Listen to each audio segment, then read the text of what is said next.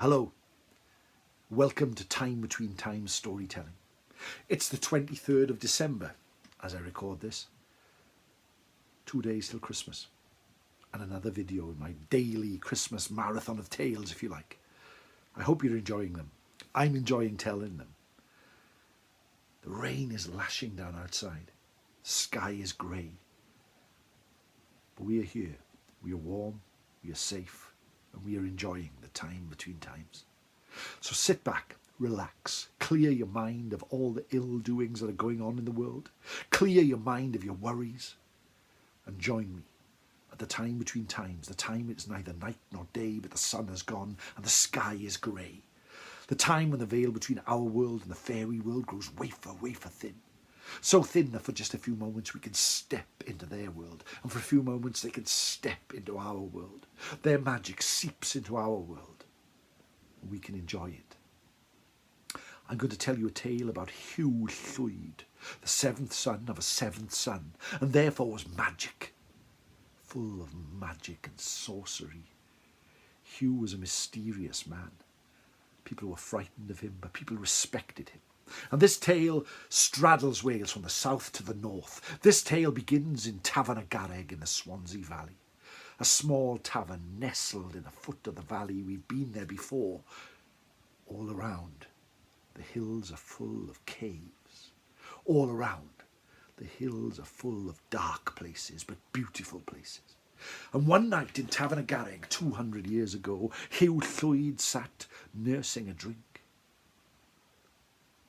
He was soon joined by 3 men, and instantly his senses started to rise up, for he knew that these were evildoers. He knew that these men meant to rob him. They sat around the table, each placing their drink near him, and started to talk to him. They asked him where he was travelling. They asked him where he was from. They asked him where he was staying. They asked him if he was alone. All these things that made his mind start to think, they want to rob me. Using his magic, he stood up and said, I'm going to show you the most interesting thing you have ever seen. And there he reached on the wall and took a stag's antler that was used as a decoration and placed it upright in the middle of the table. The antler did not fall, the antler did not wobble, it just stood there. And the 3 men started to stare at it like they were looking into another world. Huw finished his drink, Huw finished his food, and Huw went to bed. The night passed, and the following morning, when he came downstairs, the innkeeper and Huw could see that the 3 men were still sat around the table, staring at the antler. Huw pulled the antler from the table, and they seemed to snap out of a sleep. Then he called for the watch, and the 3 men were arrested and thrown into jail. Whilst there, they said that they had been robbers in the area for many years, and now the road was safe. Huw travelled north, up through the lands of Powys, up to North Wales to Betws y Coed. And there he came across another inn with a reputation. It was called Yr Hen Ddu, the Old House. And there Huw sat down and wondered what evil would befall him here, for it had many others. There were many tales that people had stayed at the inn and woken in the morning to find themselves robbed, to find all their belongings taken, to find that they had nothing left. He was the only one at the inn, and he found that strange. The inn was run by 2 sisters with jet black hair. They were very friendly towards him, cooked him food, made him the finest beer he had had in many a year. He booked a room, and as the clock struck midnight, he made his way up the creaky wooden stairs to the creaky wooden door, where he slept in a creaky wooden bed. He lay there. The fireplace had gone out.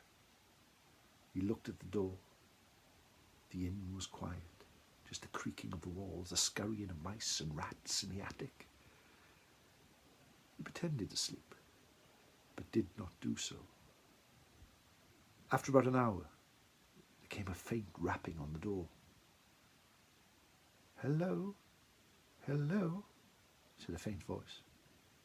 But Huw pretended to sleep and did not answer. 10 minutes later, the knocking came again. "Hello, hello. But still he did not answer, just kept one eye open, one eye shut, as he lay on the pillow. Then he heard a scurrying and a scratching and a creaking. And out of the fireplace came two black cats. Covered in soot, they made their way around the room, leaving little black footprints wherever they went. They sniffed and they scratched until they came to his clothes and his coat that was discarded. And there one of them placed their paw inside the coat and started to look for his purse. As swift as a cat himself, Huw jumped from the bed, taking his knife, and stabbed the cat in the paw. Both cats panicked, squealed and screeched, and ran back up the fireplace and vanished.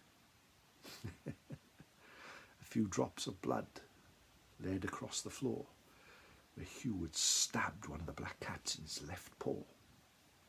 The next morning, for the rest of the night was uneventful, Huw went downstairs and sat ready for breakfast. He had all his coin, he had all his possessions. Only one of the sisters came out with the food. "I have had a lovely stay at this tavern," he said, "and I wish to thank you for your hospitality. But please, may I also thank your sister?" The innkeeper looked scared. The innkeeper looked sheepish. "My sister has taken ill this morning and is in the next room, recovering. I will pass on your good wishes." "I wish to see her," said Huw Llwyd, and brushed past the innkeeper into the second room, and there, sure enough, was the second sister with a bandage around her left hand. "I know that you are witches. I know what you have done. But now I have exposed you. You have lost all your power, and this inn will be safe enough for anyone else to stay in whenever they want," said Huw. He turned, picked up his walking stick, picked up his belongings, and left her hen thee in Betws-y-Coed, which from that day forth became a place that was safe, for he had robbed the witches of all their powers, and they could no longer rob anyone who stayed there. And that, my friends, is the story of the cat witches. I hope you enjoyed it. It's a short, sharp story as we run up to Christmas. Diolch yn fawr am gwrando. Thank you for watching. And most of all, sit back and take care of yourselves. Take care of your family and worry not at what's going on. And I will see you tomorrow here at the Time Between Times to enjoy another tale. Thank you very much. Nostal.